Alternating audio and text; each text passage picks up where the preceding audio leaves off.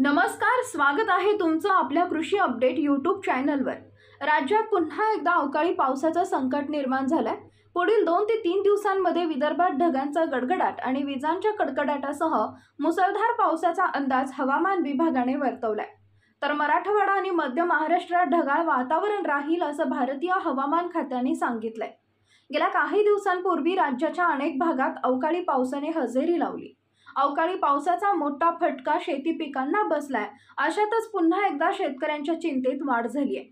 सध्या वायव्य राजस्थानमध्ये वेस्टर्न डिस्टर्बन्सचा प्रभाव जाणवतोय, त्यामुळे उत्तरेतील राज्यात मुसळधार पावसासह गारपीट होण्याची शक्यता आहे। याचा परिणाम महाराष्ट्रात देखील जाणवेल असा अंदाज हवामान खात्याने वर्तवलाय।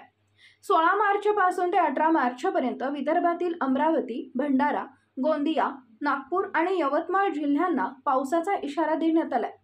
खानदेशात देखील अवकाळी पावसाची शक्यता आहे। त्याचबरोबर हवामान विभागाने विदर्भाला विजांच्या कडकडाटासह जोरदार पावसाचा इशारा दिलाय। तर राज्यातील काही भागांमध्ये उन्हाचा कडाका जाणवू लागलाय। मुंबई, पुणे, सोलापूर, मालेगाव, सांगली, सातारा, कोल्हापूर या जिल्ह्यात तापमानाचा पारा 40 डिग्री सेल्सिअसच्या जवळ आहे।